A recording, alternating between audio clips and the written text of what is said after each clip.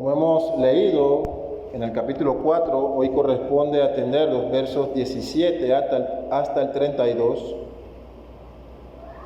El título del sermón ha sido Vestidos de un nuevo hombre,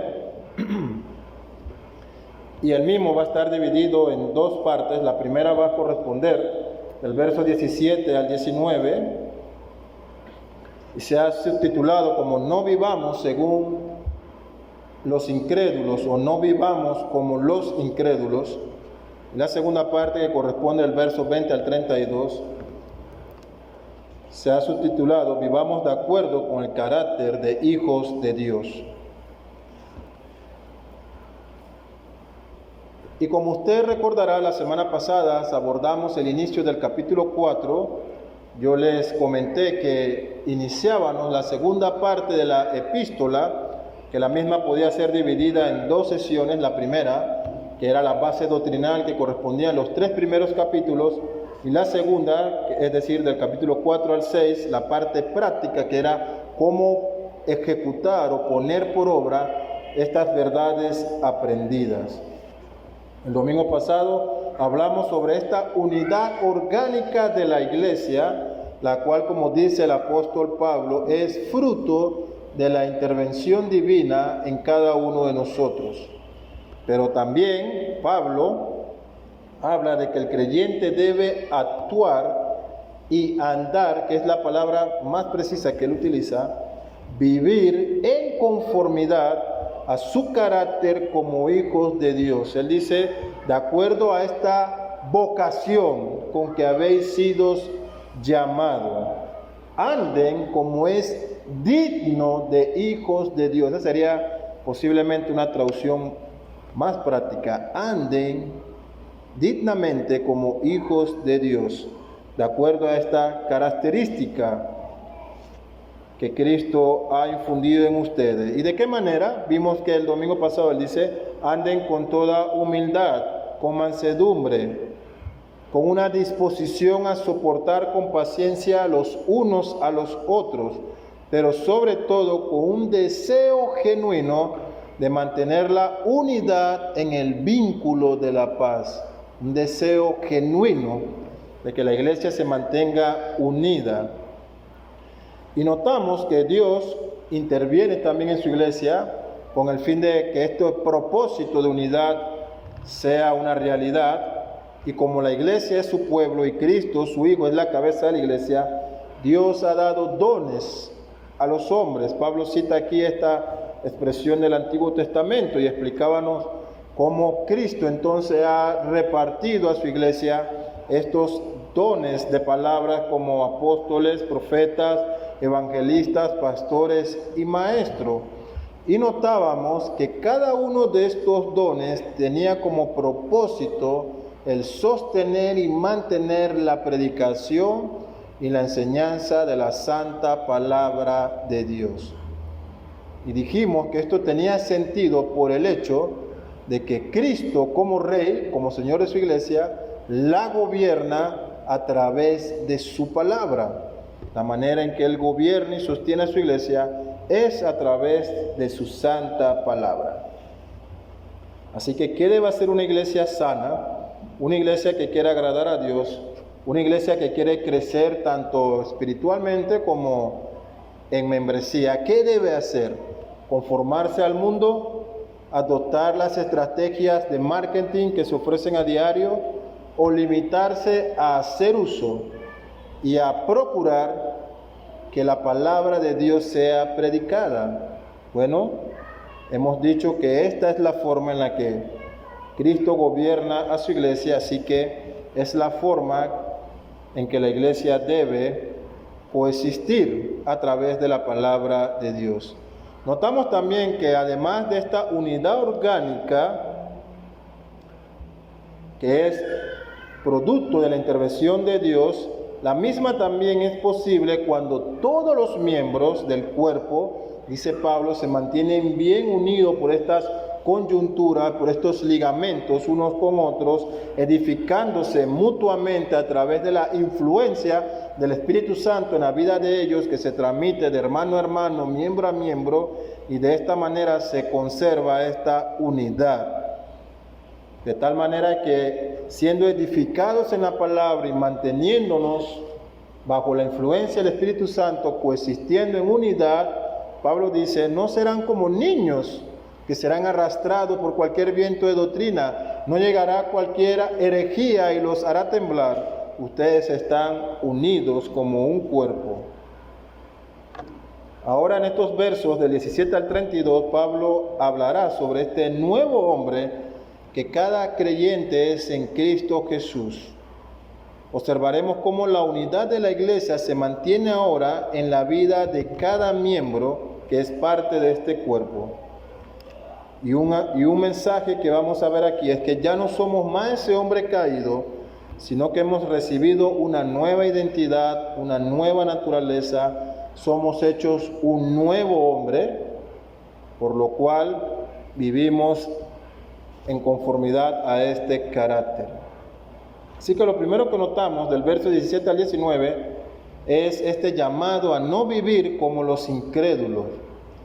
Así que puesto que Cristo gobierna su iglesia por medio de su palabra, y Él ha establecido estos dones a través de los ministros que tienen la responsabilidad de preservar la unidad, ejecutando esta autoridad de Cristo a través de la palabra, se hace necesario que cada creyente que ha recibido este llamado, esta vocación de vivir dignamente como corresponde a hijo de Dios, dé evidencia de eso.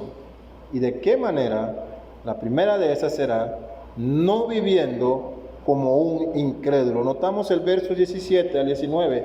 Esto pues digo y requiero en el Señor que ya no andéis como los otros gentiles que andan en la vanidad de su mente, teniendo el entendimiento entenebrecido, ajenos de la vida de Dios por la ignorancia que en ellos hay, por la dureza de su corazón, por lo cual, después que perdieron toda sensibilidad, se entregaron a la lascivia para cometer con avidez toda clase de impureza.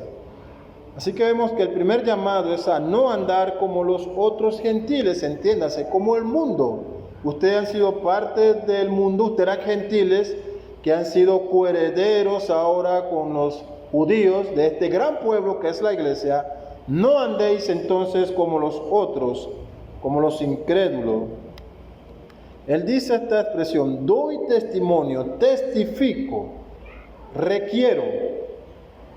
Esta gran autoridad de parte de Él, este mandato a que renuncien a cualquier tipo de vida semejante a la del mundo.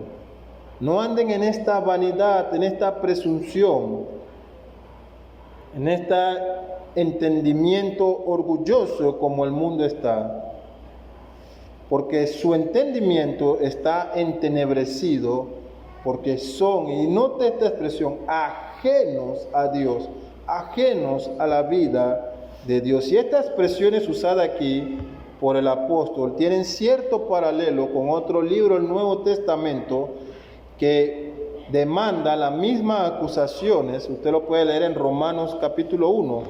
Allí mismo Pablo denuncia lo siguiente, hablando del hombre, él dice, ellos han conocido a Dios a través del testimonio de la naturaleza y no le han honrado. Es lo que Pablo está denunciando en primer lugar. Él ha dejado a través de todo lo creado, su poder y su eternidad se hacen visibles, dice, pero el hombre no lo ha honrado, sino que se ha rebelado contra Dios. También el hombre, en Romanos 1 dice, se ha envanecido en su razonamiento. En Efesios dice, tienen el entendimiento entenebrecido. La misma expresión de una mente envanecida. También dice en Romanos, ellos tienen su corazón entenebrecido. Y al igual que aquí dice, son entregados a un corazón endurecido para andar en la inmundicia de sus deseos. Por cuanto ellos no han tenido en cuenta a Dios, Dios lo ha entregado a una mente reprobada, le ha endurecido su corazón y le ha quitado los límites de su gracia común para que den rienda suelta a cada uno de sus deseos inmundos. Y esta rebeldía concluye en Romanos con este acto final en oposición a Dios a través de la expresión de las inmoralidades sexuales. Regresando a Efesios, Pablo presenta aquí un cuadro similar. A través de estas características de los hombres incrédulos, el apóstol advierte a la iglesia de que la unidad de nuestra comunión será posible si nosotros nos cuidamos de no andar como el mundo.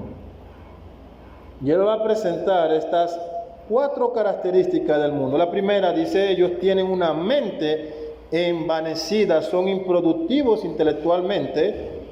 Su orgullo y presunción lo ha llevado a cambiar la gloria de Dios incorruptible y hacer cosas semejantes de criaturas corruptas para adorarle. Un cuadro parecido a lo de Romano. La obra poderosa de la creación de parte de Dios ha sido rechazada por el hombre que tiene una mente envanecida. ¿Cuál ha sido el reemplazo? Hemos llenado nuestras escuelas y colegios y universidades, y aún, yo estudié en una universidad católica ortodoxa, aún allí la evolución toma lugar como una hipótesis, o el Big Bang, y otras teorías más que buscan explicar cómo la nada ha creado sabiamente, a través del avance de las bacterias y otros organismos, la vida que hoy conocemos. Una mente envanecida, entenebrecida.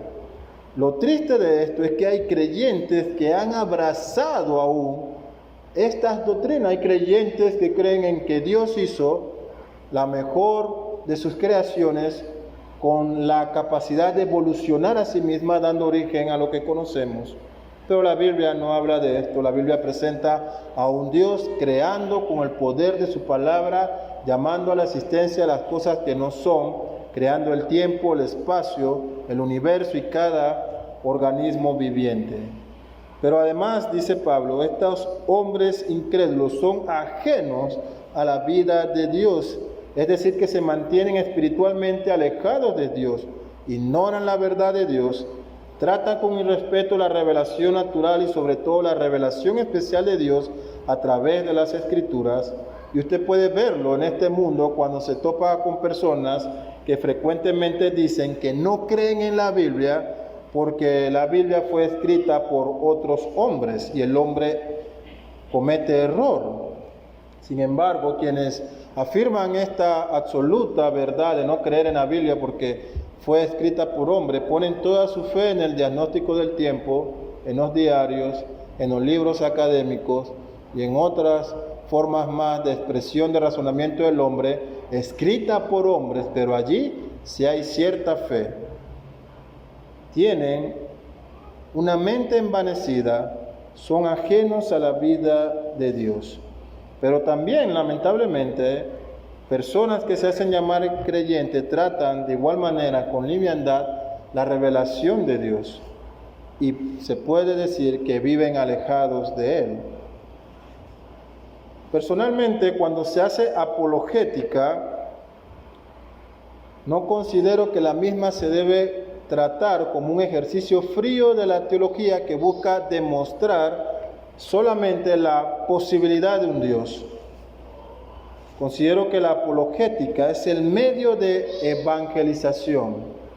¿De qué sirve que un incrédulo entienda intelectualmente una verdad de Dios sin creer esa verdad? Lo único que habremos logrado es enviarlo al infierno con una mente iluminada. Se necesita que crean. La apologética debe llevar por consiguiente este sentido evangelístico de llamar a creer en el Dios verdadero, a que se acerquen, a que dejen de ser ajenos a la vida de Dios y sean cercanos a Dios. La tercera característica de estas personas del mundo es que perdieron toda sensibilidad. No hay sensibilidad moral ni emocional. La Biblia es clara cuando presenta el estado de la humanidad sin Dios. Ellos están muertos en sus pecados, son hijos de ira, son rebeldes a Dios. Y mis hermanos, lo único que puede hacer un muerto es descomponerse cada día más. Le pedimos a gente muerta espiritualmente que razone y actúe moralmente de forma correcta, cuando lo único que ellos pueden hacer es descomponerse más y más a medida que pasa el tiempo. Y eso es lo que ocurre en esta sociedad. Ella se va degenerando y descomponiendo cada día más. Y el progreso que el mundo clama, ese progreso que hay que seguir, del que se habla hoy, no es un progreso a una moralidad correcta, sino un progreso a una mayor descomposición como sociedad. Pablo dice aquí: no andéis como el mundo, que tiene una mente envanecida, que son ajenos a la vida de Dios, que han perdido toda sensibilidad. Y con este tema de la sensibilidad podemos ampliarlo en el hecho de ver cómo el mundo valora la vida, la concepción, abortos legales. Simplemente la madre debe decir que no quiere a la criatura. En países de Sudamérica el aborto es legal hasta un día antes del nacimiento. Un día, hermanos, antes de que la criatura nazca, puede la mujer abortar. Insensibilidad. Lo vemos también en la eutanasia, cuyo significado más simple, etimológicamente hablando, es buena muerte, lo cual no es más que un suicidio asistido. Eso es la eutanasia. Y la única buena muerte que hay, mis hermanos, es morir como hijo de Dios. No hay buena muerte fuera de esa muerte, de que el Señor nos llame siendo sus hijos. Porque fuera de eso, la única muerte que queda abre la puerta de una horrenda expectación, donde la ira, el juicio y el castigo de parte de Dios será una realidad. Sin embargo, notamos el creciente interés de la sociedad, aún en América Latina, de impulsar leyes que aprueban la posibilidad de que una persona pueda practicar la eutanasia como opción disponible para terminar con su vida, legalizar el suicidio. El mundo, dice Pablo, del cual no debemos imitar nada, está envanecido en su mente, es ajeno o alejado de Dios, no tiene sensibilidad alguna y practica una gran impureza. Vemos ahí en el verso 17 al 19. Y es lógico entender que una sociedad que tiene un entendimiento entenebrecido, que no busca a Dios y que pierde toda sensibilidad, concluya el proceso de su descomposición en impurezas sexuales, como la que se denuncian aquí. Usted lo puede notar en la forma de vestir en que nuestra cultura actualmente llama a que nos vistamos. Cada vez más la ropa es más sensual, cubre menos, muestra más. La forma de hablar, el arte, la música, todo aquello que se utiliza como una expresión de nuestra cultura está cargada de sensualidad. La misma sexualidad es tratada como un producto, algo sin valor. Se ha abandonado el orden natural de las cosas para tener prácticas contrarias al orden creacional, la homosexualidad, el lesbianismo, los transgéneros, los bisexuales. Esto no es evidencia de progreso, no lo es. Creo que en otras ocasiones le he animado a que lean la Agenda 2030 de la ONU. Y si vieron las últimas noticias, esta gran inversión de más de 150 de millones para Panamá de fuentes externas, con el único propósito de que se impulse esta ideología de género. Una sociedad cargada de sexualidad pecaminosa. De la misma manera, mis hermanos, también el adulterio, la pedofilia y la pornografía, en la cual muchos creyentes caen, es un pecado terrible, evidencia de una mente entenebrecida. Así que Pablo le dice a la iglesia de Éfeso: no andéis como los incrédulos, no andéis como anda este mundo, no andes con una mente envanecida, no te alejes de Dios, no seas insensible ni practicas ninguna impureza. Si queremos mantener la unidad de la iglesia, si queremos preservar en el vínculo de la paz, si queremos ser diligentes en vivir de acuerdo a nuestra vocación de hijos de Dios y andar dignamente como se merece a hijos genuinos del Padre, si realmente Cristo es la cabeza y si realmente usted es parte del cuerpo de Cristo y está unido a esa coyuntura y a esa influencia del Espíritu Santo, edificándose mutuamente como los demás, usted, mi hermano, no debe vivir nunca como el mundo vive, ni andar como el mundo anda. Nunca. Una iglesia que se parece y se conforma más y más al mundo es una iglesia que se parece menos y menos a Cristo. Así de sencillo. Y un creyente que se parece más al mundo es un creyente que se parece menos a Cristo. La pregunta entonces será si esa es una verdadera iglesia y si ese es un verdadero hijo de Dios. Pero Pablo ahora aquí dirige nuestra mirada cómo debe vivir el creyente de acuerdo al carácter de Dios, versos 20 al 32, y vamos a leerlo por parte. Notemos estas descripciones que encontramos en los versos 20 y 21. Mas vosotros, dice Pablo, no habéis aprendido hacia Cristo, si en verdad la habéis oído y habéis sido por él enseñado, conforme a la verdad que está en Jesús. Aquí Pablo resalta tres cualidades que identifican a una persona que ha nacido de nuevo.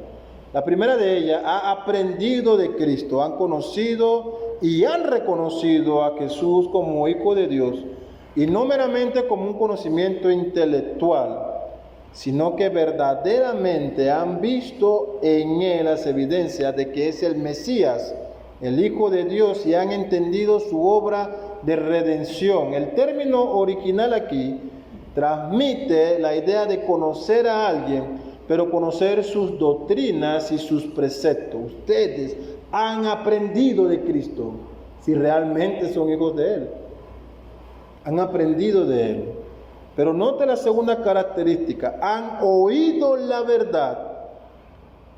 Y esto es interesante, mis hermanos, porque las Escrituras es clara al decir que la fe, sí, la fe salvadora, la fe salvífica, no la fe en la selección para ir a Qatar, no esa fe, la única fe que salva, esa fe viene por el oír, y el oír únicamente una cosa: la palabra de Dios. Pablo dice: ustedes han oído la verdad.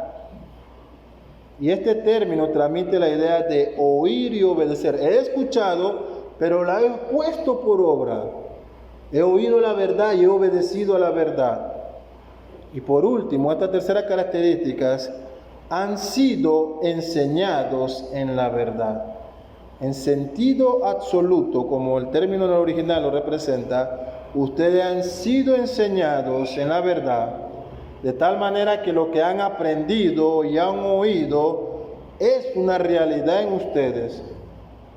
Ahora toma sentido e importancia estos dones que Dios da de maestros, apóstoles, evangelistas y pastores. ¿Cómo voy a escuchar la verdad? ¿Cómo voy a aprender de Cristo? Dios provee estos dones que muestran, enseñan la palabra de Dios y la verdad de Dios. Entonces, a diferencia de los incrédulos que andan en vanidad de la mente, que andan ajenos a Dios, que andan sin sensibilidad practican la impureza, ¿cómo debe andar entonces aquellos que han oído, que han aprendido y que han sido enseñados en la verdad de Cristo? ¿Cómo deben andar?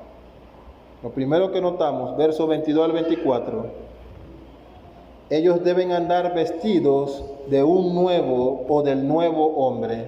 En cuanto a la pasada manera de vivir, despojaos del viejo hombre que está viciado conforme a los deseos engañosos y renovaos en el espíritu de vuestra mente y vestíos del nuevo hombre creado según Dios en la justicia y santidad de la verdad.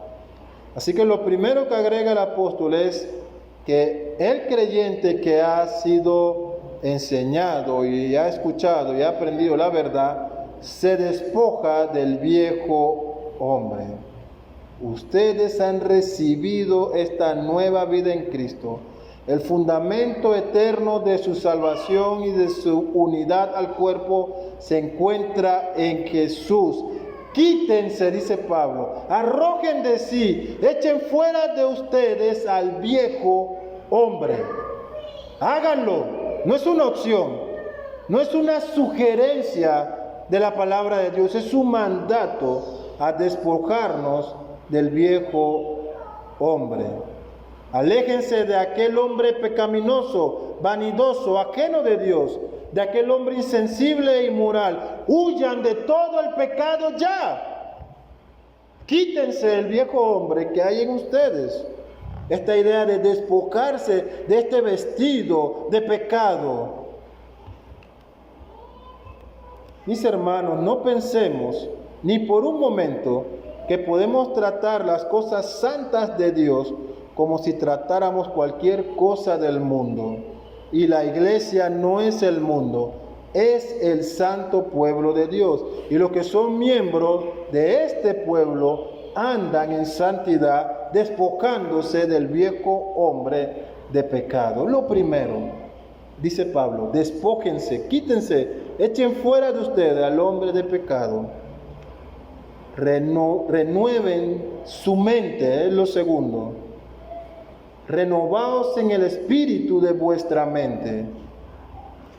Y una de las cosas que más me entristece, y lo he dicho en otras ocasiones, es ver creyentes pensando como incrédulos, discerniendo como el mundo lo hace, habiendo o teniendo sobre ello al Espíritu Santo, piensan y ven las cosas de manera carnal. Pablo dice, renovaos en el espíritu de vuestra mente. Esta obra de regeneración involucra una transformación integral.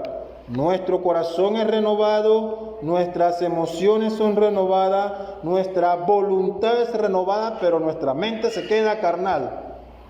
No.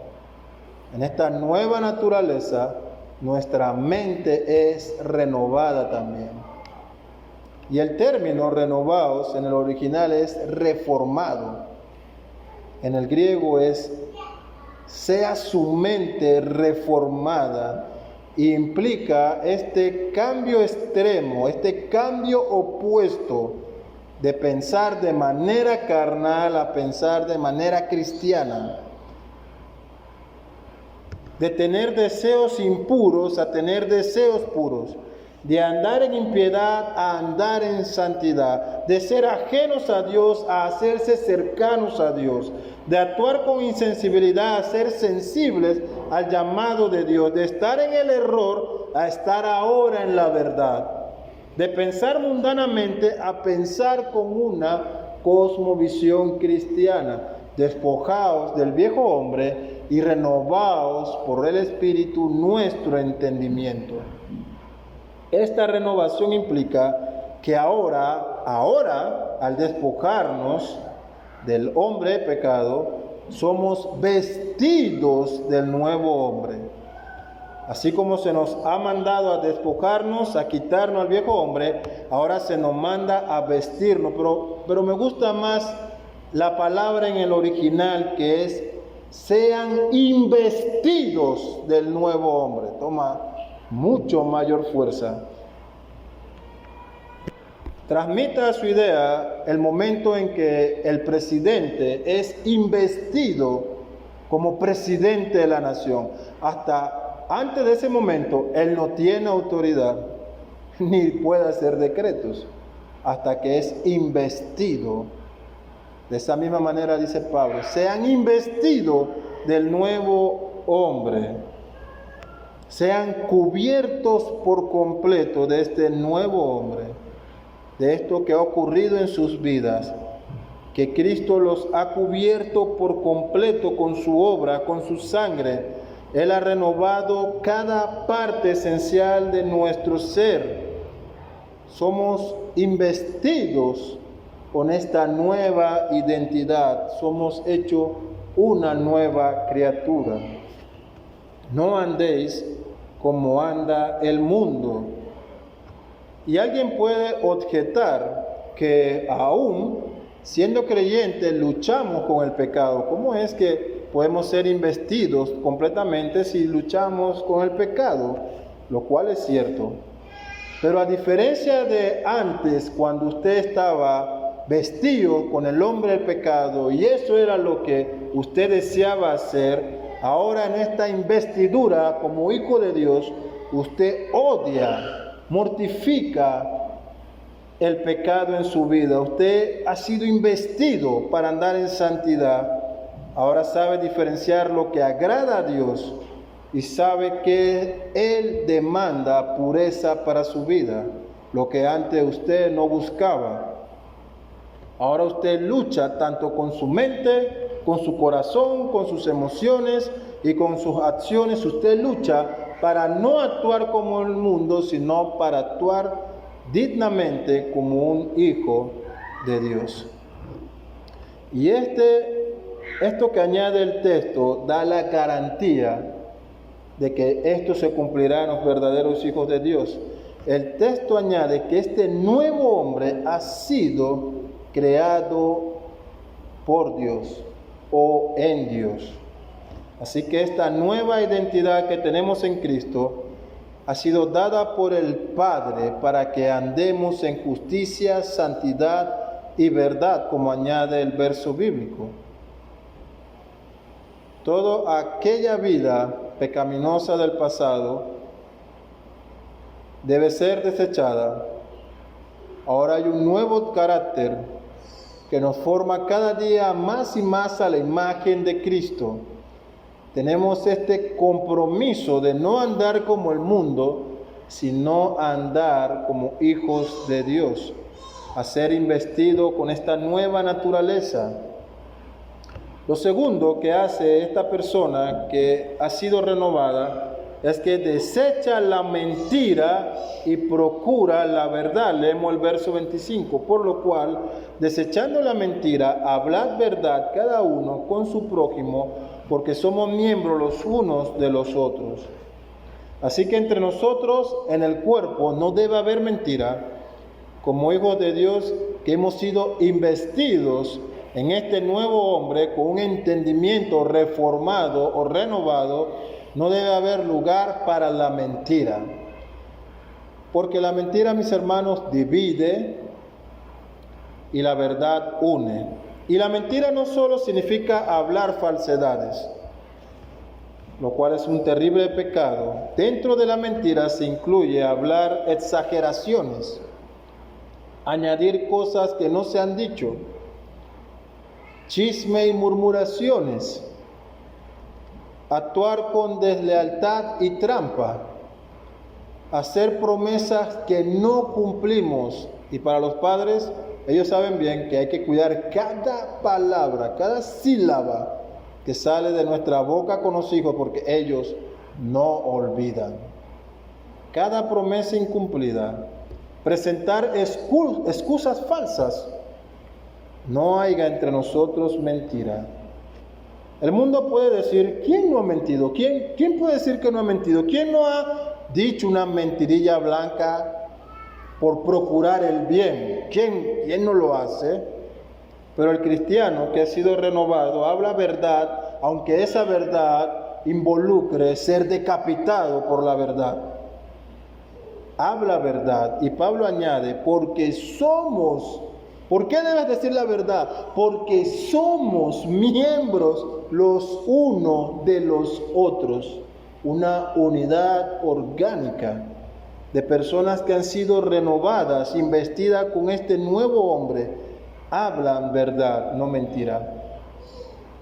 Otra cualidad más de estas personas que han sido vestidas como el nuevo hombre es que evitan que la ira los lleve a pecar. Versos 26 al 27.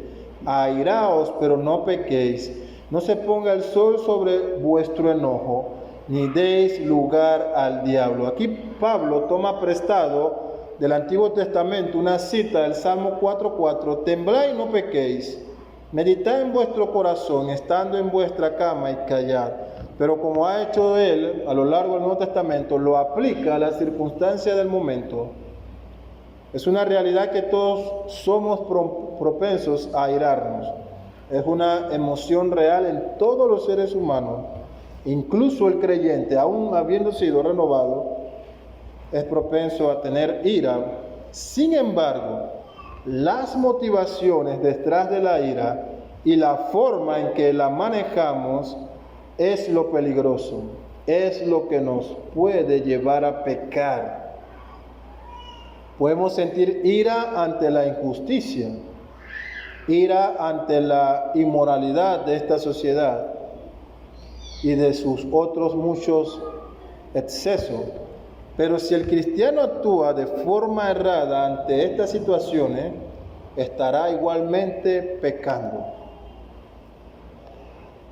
Si el creyente sufre una ofensa de parte de un hermano en la fe, esta ofensa puede llevarlo a tener un gran enojo o una ira. Pero si ese creyente responde igualmente a su ofensor, mis hermanos, ha pecado de igual manera. No hay justificación. Airaos, pero no pequéis. Y añade, no se ponga el sol sobre vuestro enojo. Y una aplicación sencilla y práctica es la siguiente: sea cual sea la situación que causa tal enojo en ti, sea que un hermano te ofendió, sea culpa tuya o de la otra persona, el creyente no se va a ir a dormir con este enojo. No se irá a dormir con este enojo. Va a resolver la situación lo antes posible. ¿Por qué? Porque este enojo guardado, mis hermanos, solo puede producir una cosa en su corazón: amargura.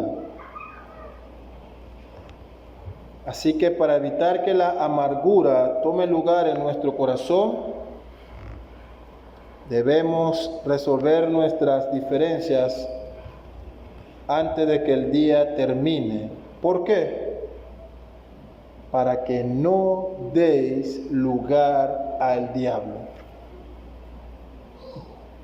Más claro no puede ser dicho, mis hermanos.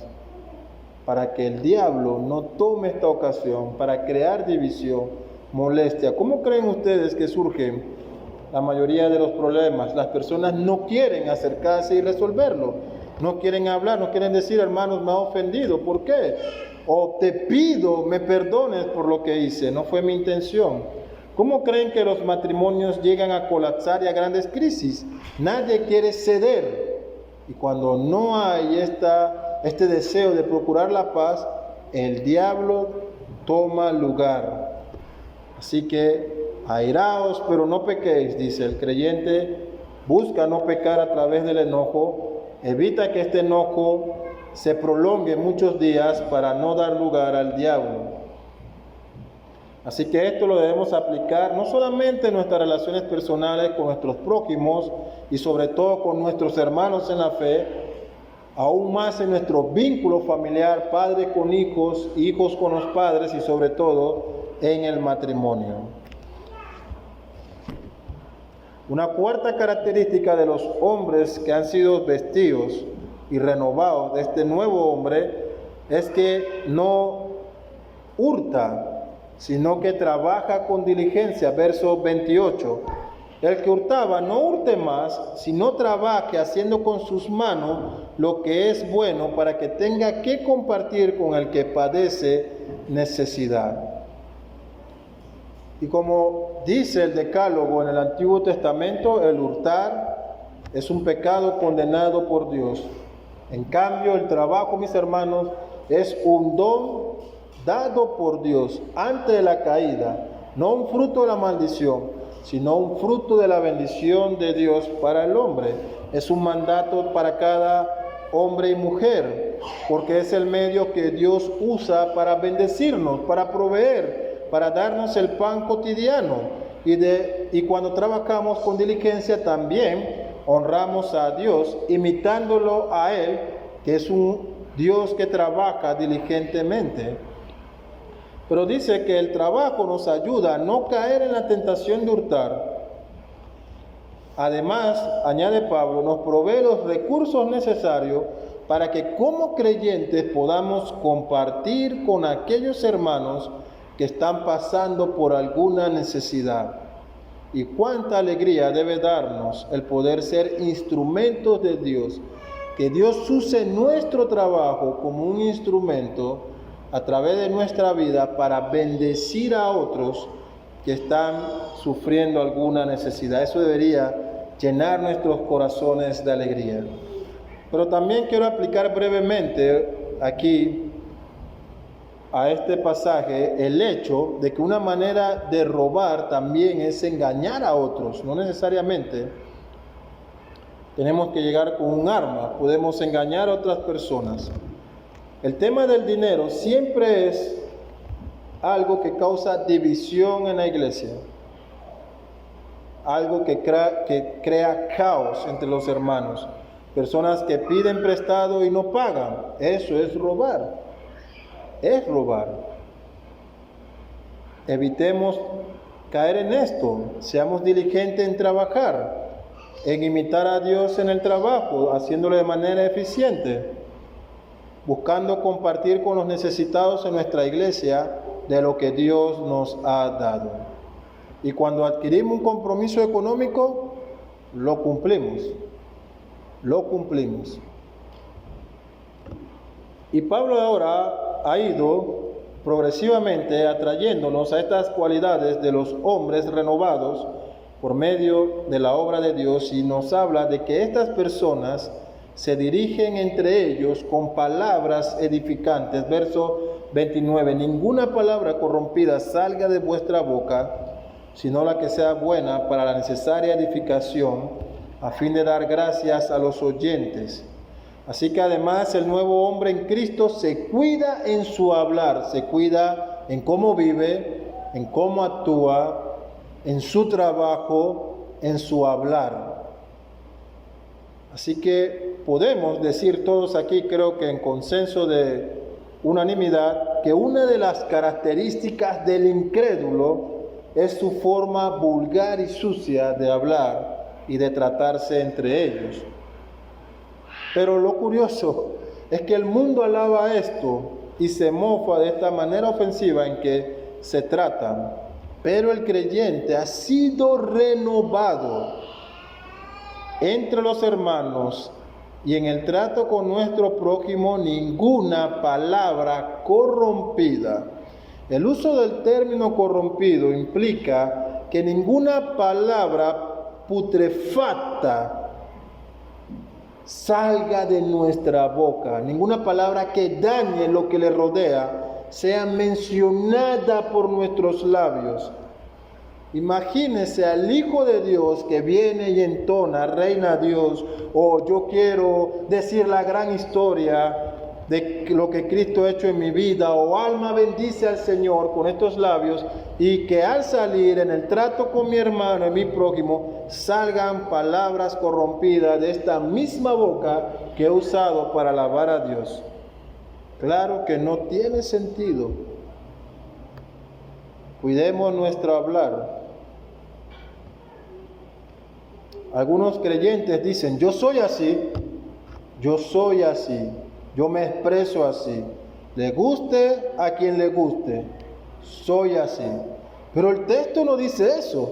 El texto dice, despójate del hombre de pecado y invístete del nuevo hombre en Cristo Jesús, y no hables palabras corrompidas, sino la que es buena para la edificación. No busquemos excusas para el pecado. Renovemos nuestro entendimiento, renovemos nuestro corazón, renovemos nuestra voluntad, renovemos nuestras emociones, renovemos nuestro hablar. Frutos y evidencias de una conversión que garantizan la unidad del cuerpo. Además, él añade esta otra característica: el Hijo de Dios evita entristecer al Espíritu Santo. El verso 30 dice: y no contristéis al Espíritu Santo de Dios, con el cual fuisteis sellados para el día de la redención. Así que mientras un creyente practica un estilo de vida mundano, negando con sus acciones la obra de regeneración de parte de Dios a través del Espíritu Santo, dice que entristece en gran manera al Espíritu de Dios. Y esto nos debe hacer notar aquí que el Espíritu Santo no es una fuerza impersonal. Nadie puede decir que ha ofendido a la gravedad. El Espíritu Santo no es esa fuerza impersonal. Él es una persona. Él se entristece, tiene emoción, intercede por nosotros, clama en nuestros corazones, nos guía a la verdad. Así que cuando decidimos pecar contra Dios, estamos actuando contra el Espíritu Santo de Dios, quien está arduamente trabajando en este proceso de regeneración en nuestras vidas. Él está dedicado a conformarnos cada día más, a recrearnos a la imagen de Cristo, para que nos presentemos en el día final glorificado a la estatura y la medida de Jesucristo. Vemos que además dice Pablo, en resumen, en los versos 31 al 32, actuemos con bondad y misericordia. Quítese de vosotros, dice el apóstol, toda amargura, todo enojo, toda ira, toda gritería y toda maledicencia y toda malicia. Quítese. Se fue con ese viejo hombre. Lo echamos fuera de nosotros, nos hemos despojado de eso. Antes, sé benigno unos con otros, misericordioso, perdonándonos unos a otros, como Dios también os perdonó a vosotros en Cristo. Así como hemos sido formados y renovados en este nuevo hombre del cual hemos sido investidos, el cual ha sido creado por Dios en nuestras vidas para andar en justicia, santidad y verdad, el apóstol reafirma que en esta nueva vida no debe haber amargura, ni enojo, ni ira, ni gritería, ni maledicencia. ¿Ha notado usted que todos estos son frutos de la carne? Lea Gálatas. Sino que en los hijos de Dios, dice Pablo, abunda la benignidad, que se traduce como actuar de buena manera con los demás. Esta benignidad abunda en nosotros. Buscamos actuar de buena manera contra nuestros hermanos. Nos mostramos misericordiosos, dándole, aunque la persona no lo merezca, esa gracia de la cual hemos recibido. Pero sobre todo, ¿en qué se basa el perdón mutuo? En que debes perdonar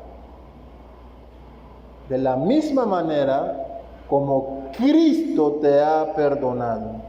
Y para quienes dicen que ellos perdonan pero no olvidan, mis hermanos, eso no es de cristiano. Cristo no tiene la lista de nuestros pecadillos que nos perdonó para recordarnos cuando estemos en el paraíso. Perdonamos de la misma manera como Dios nos ha perdonado a nosotros a través de Cristo. Así que, ¿cómo estamos actuando en esta nueva vida? ¿Cómo estás actuando, hermano mío, en esta nueva vida que estás viviendo en Cristo?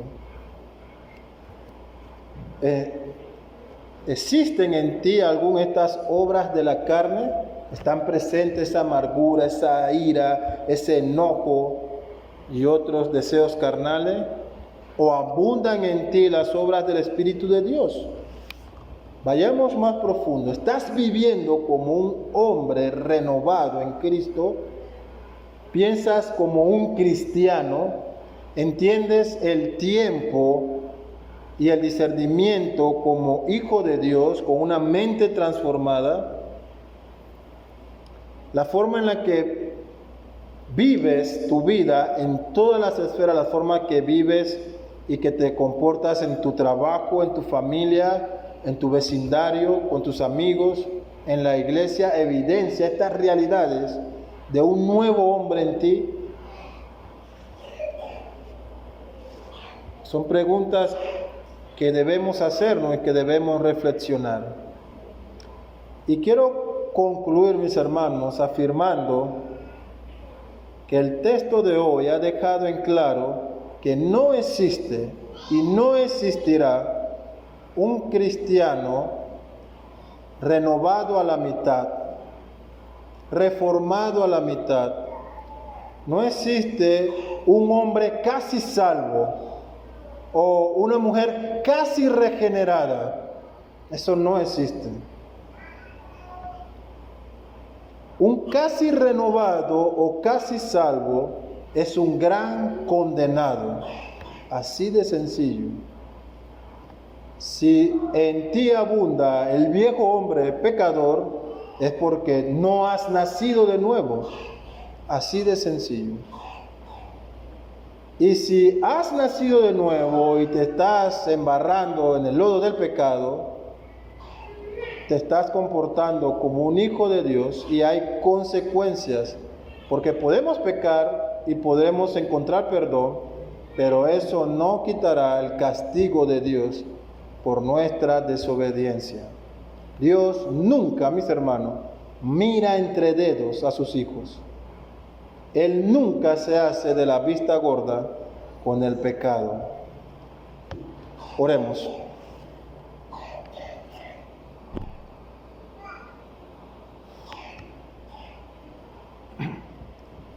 Oh Padre, te alabamos por esta obra de recreación y redención en nuestras vidas, por habernos investido de este nuevo hombre creado por ti, otorgado mediante Cristo para nosotros. Ayúdanos, Señor, a cada día a morir más y más al pecado y a conformarnos más y más a la imagen de Jesús. Que todo deseo carnal, toda emoción impura, sea echada fuera de nuestras vidas, Señor. Renueva nuestra mente, nuestro corazón, nuestra voluntad y nuestras emociones. No nos queremos conformar al mundo, sino conformarnos a tu palabra. Permite que esta tu iglesia, Señor, crezca en unidad, descansando en este fundamento eterno que tenemos en Cristo Jesús nuestro Señor. Amén.